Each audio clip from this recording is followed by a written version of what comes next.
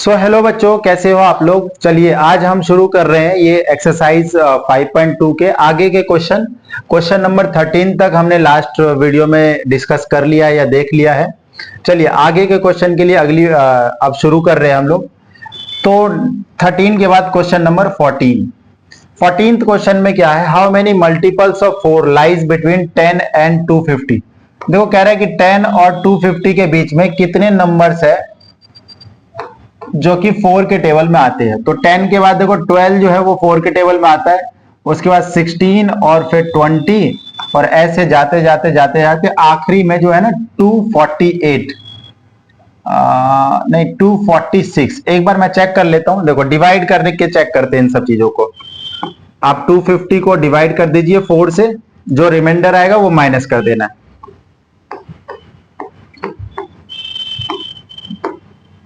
अच्छा 2 बचा है, इसमें से आपको 2 माइनस कर देना है, तो 246 नहीं तो 248 आ जाएगा बेटा जी।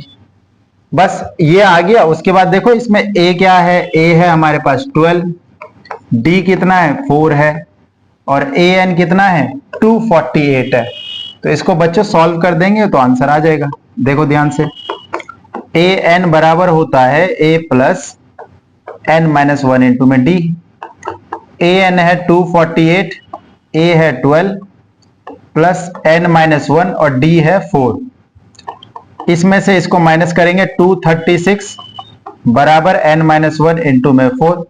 4 से डिवाइड कर देंगे बेटा, 236 डिवाइडेड बाय में 4 n माइनस 1।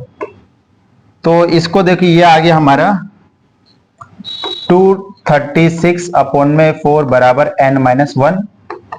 4 1 जा 4 पंजे 20 40 59 प्लस 1 बराबर n, तो 60 बराबर n आ गया। मतलब there are 60 terms 60 numbers between the 10 and 250 जो कि 4 के टेबल में आ जाते हैं या फिर 4 से वो डिविजिबल है। क्लियर है बच्चों। आगे देखते हैं नेक्स्ट क्वेश्चन नंबर 14 के बाद क्वेश्चन नंबर 15। ओके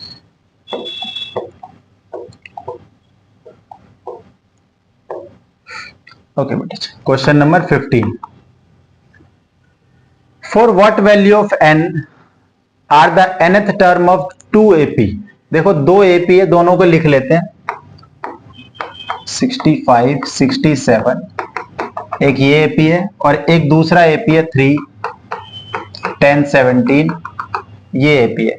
2 ap है और ये बताना है कि इसका कौन सा टर्म बराबर है। तो देखो बेटा दोनों एपी में, इस एपी में पहला टर्म है 63, डी जो है वो है 2, ठीक है। इस एपी का पहला टर्म है 3, इसका जो डी है वो है 7। तो दोनों एपी अपनी अपनी जगह पर है। मुझे क्या बताना है कि यार दोनों का कौन सा टर्म है बराबर है। हम लेट करेंगे यार इसके लिए, लेट an बराबर an डैश, मतलब इसका nth टर्म उसके कुछ किसी nth टर्म के बराबर है। तो इसका मतलब n दोनों के लिए बराबर है। चलिए सॉल्व करते हैं, फॉर्मूला लगाएंगे a plus n minus 1 into में d, a plus n minus 1 into में d। इधर इसका वाला डिटेल लिखेंगे, उधर उसका वाला डिटेल लिखेंगे। n दोनों का सेम है, 63 n माइनस 1, d आ गया 2, उधर है 3 प्लस n माइनस 1 इंटू में 7। तो ये देखो क्या आ जाएगा, पहले ना सॉल्व करते थोड़ा बहुत, है ना। 63 देखो 63 प्लस 2n माइनस 2, ये आ जाएगा 3 प्लस 7n माइनस 7। ये इधर आ गया, पहले रुको 63 माइनस 2 तो 61 प्लस 2n बराबर 7n माइनस 4, ठीक है। अब ध्यान से देखो, ये n उधर चला गया तो 7n माइनस 2n और ये माइनस 4 इधर आ गया तो 61 प्लस 4। तो इधर आ गया ये देखो 65 बराबर 5n और बेटा ये 5 इधर आके डिवाइड हो गया तो 13 आ गया n। n कितना आ गया, n आ गया 13। क्लियर है। तो ये बहुत आसान सा क्वेश्चन था। हमने बोला कि यार 2 एपी है, मान लेते हैं कि दोनों का जो nth टर्म है वो इक्वल है, फिर कंपेयर कर दिया, ठीक है। कंपेयर करने से वो तुरंत आंसर आ गया। ये जो चीज किया ना यहाँ पे, ये वाला बेटा ठीक है, बस इस चीज को समझना, बस इतना सही है ये। ठीक है, आगे बढ़ते हैं। Question number 16, determine the AP whose third term is 16 and seventh term exceeds the fifth term by 12। बेटा देखो 16th थर्ड टर्म A3 कितना है 16 है, A3 कितना है 16th है, और देखो सेवंथ टर्म है जो कि एक्सीड कर रहा है फिफ्थ टर्म से कितना 12। एक्सीड मतलब आगे ज्यादा है, तो वैल्यूज डाल देते हैं और A और D निकाल लेते हैं। बेटा यहां से देखो इक्वेशन क्या बनेगी, A प्लस 2D बराबर में 16। एक इक्वेशन ये बन गई हमारे पास, राइट। उसके बाद इधर देखो, इधर भी सॉल्व करते हैं इसको। A plus 6D A plus 4D बराबर 12, नहीं बराबर नहीं प्लस बेटा जी, A से A कैंसल, 6D बराबर 4D प्लस 12, 4D इधर माइनस करोगे तो 2D, तो D की वैल्यू कितनी आ रही है 6 आ रही है, D की वैल्यू कितनी आ रही है 6 आ रही है। अब इस D की वैल्यू 6 को इधर पुट कर दो,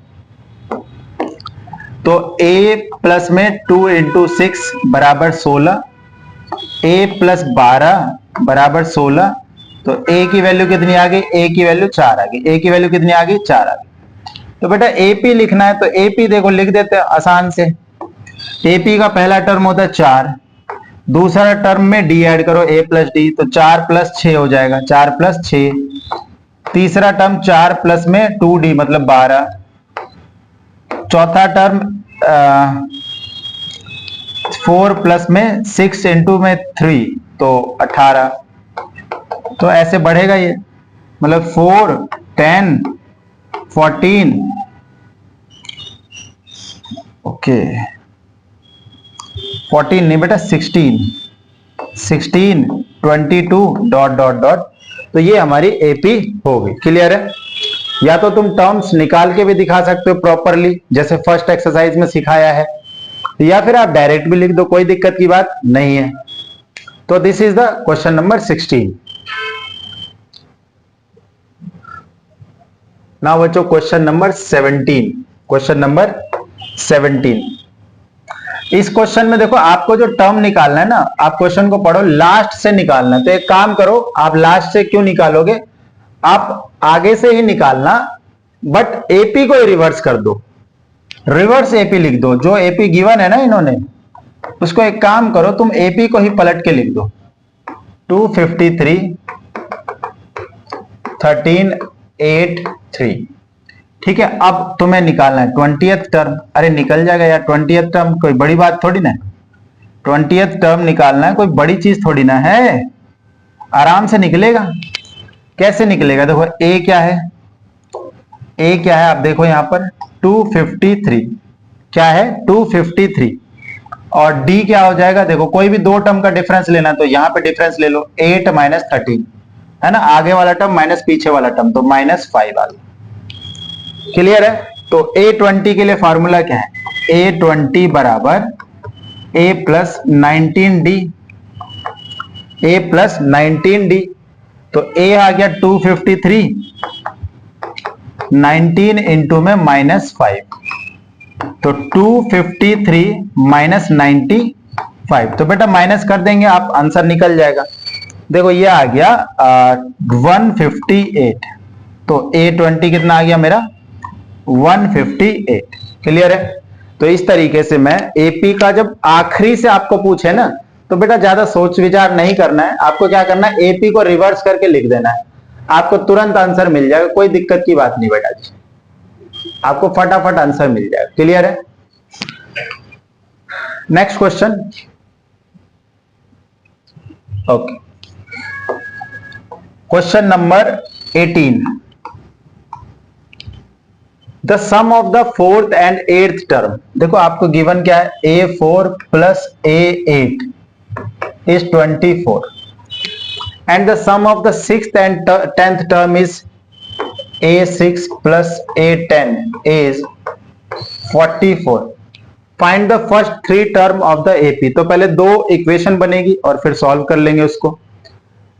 देखिए ये बन जाएगा a plus 3d, a plus 7d, a 8 को लिखा है तो 2a प्लस 10d बराबर 24, 2 कॉमन ले लो, a प्लस 5d बराबर 24, तो a प्लस 5d बराबर 12, ये फर्स्ट आ गया, 2 उधर जाके डिवाइड हो गया। ये देखो ये हो गया a plus 5d, a plus 9d बराबर 44, 2a प्लस 14d बराबर 44, तो 2 कॉमन ले लो, a प्लस 7d बराबर 44, a प्लस 7d बराबर 22, तो ये सेकंड इक्वेशन हो गई, राइट। फिर क्या करो, 2 में से 1 माइनस कर दो, ऐसा कर दो, एक काम करते हैं, आप करो 2 माइनस 1, 2 माइनस 1, तो 2 को आप ऊपर लिखेंगे, ये देखो a प्लस 7d बराबर 22, सेकेंड इक्वेशन में से आपको फर्स्ट इक्वेशन माइनस करनी है, ठीक है। नीचे लिखो a प्लस 5d 12, माइनस कर रहे हो ना, माइनस कर रहे हो तो साइन चेंज करना होता है, साइन को चेंज करना, ये a से ये खत्म, 2d बराबर 10, तो d की वैल्यू आ गई आपकी यहां से, d की वैल्यू यहां से आ गई आपकी 5, d बराबर कितना आ गया, d बराबर आ गया बेटा जी 5, d बराबर आ गया 5। अब d की वैल्यू पुट करते हैं किसी भी इक्वेशन में फर्स्ट में,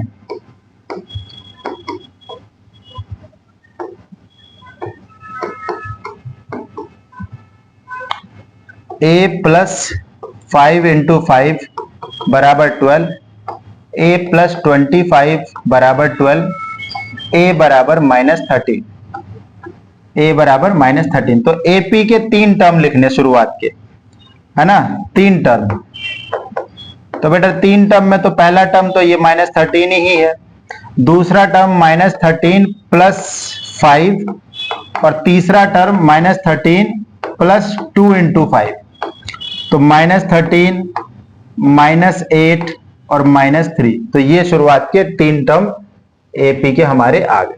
होपफुली आपको चीजें बहुत अच्छे से समझ में आ रही है, और अगर ऐसा है और आप कुछ सीख पा रहे हैं तो वीडियो को लाइक करिए, चैनल को सब्सक्राइब करिए और अपने दोस्तों के साथ इस चैनल को शेयर करिए, सो दैट कि उनको भी थोड़ा सा चीज का ज्ञान हो पाए, उनको भी थोड़ा फायदा हो पाए।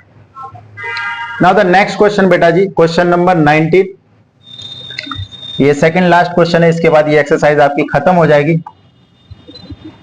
Question number 19, Subbarao started work in 1995 at the annual salary, देखो शुरुआत में जो सुब्बाराव की सैलरी है वो है 5000, ठीक है। इसकी जो 1995 में सैलरी कितनी, 5000 रुपए, ये कब है, 1995 में। फिर उसके बाद इंक्रीमेंट होता है 200 रुपए का ईच ईयर, मतलब 5200 रुपए इसकी सैलरी होगी 1996 में, और ऐसे ही हर साल इनकी जो सैलरी है वो बढ़ रही है। तो कह रहे कि कब, कौन से ईयर में इनकी सैलरी जो है वो 7000 रुपए पहुंच जाएगा। तो बेटा अगर मेरे को एन की वैल्यू पता चल जाए तो मेरे को आइडिया लग जाएगा यार कितने साल बाद उनकी सैलरी 7000 रुपए हो रही है।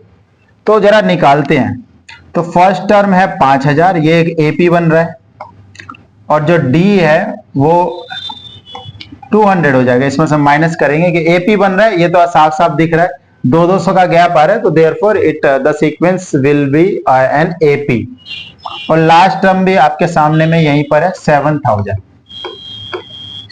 जरा लगाते हैं फॉर्मूला, AN बराबर A प्लस n-1 इंटू में D, that is 7000 5000 n-1 into में 200। देखो 7000 में से 2000 माइनस, 5000 माइनस करो तो 2000, n-1 इंटू 200, और ये देखो ये डिवाइड हो गया तो आंसर आया 10, तो 11 बराबर n, मतलब 11 साल बाद, 11 साल मतलब देखो 1995 से 11 साल 2006, therefore in 2006 salary of Subbarao will be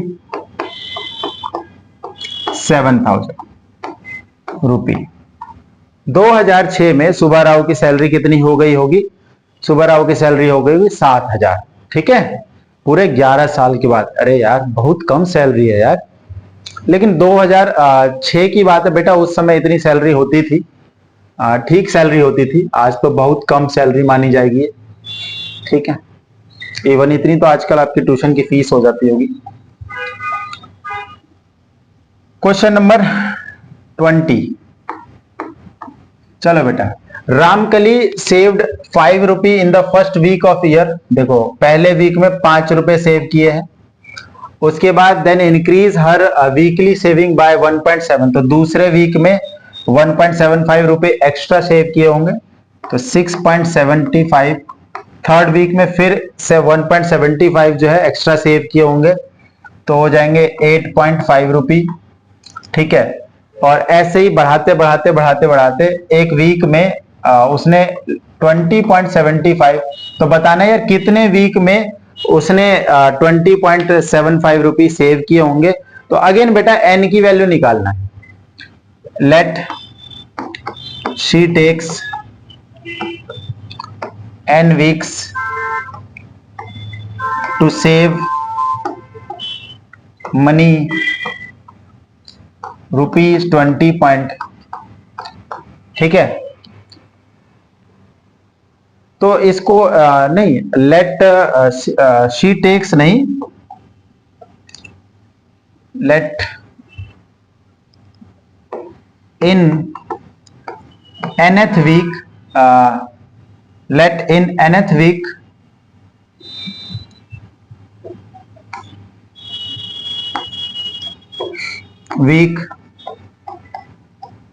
she save money rupees ये। ठीक है, nth वीक में। तो ध्यान रहे बेटा, तो ए एन का फॉर्मूला क्या होता है? a प्लस n-1 इंटू में d। तो आप देखो ए एन कितना हो गया? 20.75, ए हो गया 5, n-1 इंटू में d 1.75। तो ये इधर आके माइनस करोगे तो ये आ जाएगा 15.75 बराबर n-1 इंटू 1.75। 15.75 अपॉन 1.75 बराबर n-1। तो सिंपली इसको आप क्या करो, आप इसको सॉल्व कर दो, आराम से आ जाएगा ये। तो पॉइंट से पॉइंट हट जाएगा। ठीक है, 5 के टेबल में 3 पे 5 5 जा, 5 3 जा, 5 1 जा, 5 5 जा, 5 7 जा, 5 6 जा, 5 3 जा, 7 1 जा, 7 9 जा, 9 बराबर n-1, तो 10 बराबर n। मतलब 10 वीक लग गया। 10वें वीक में जो रामकली है उसकी जो सेविंग है वो 20.75 रुपीज होगी। ठीक है, तो ये हमारा आखिरी क्वेश्चन था इस एक्सरसाइज का। आगे की एक्सरसाइज के लिए अगली वीडियो में देखते हैं। तब तक खुश रहिए, मुस्कुराते रहिए, बड़ों का आदर करिए, सम्मान करिए। धन्यवाद।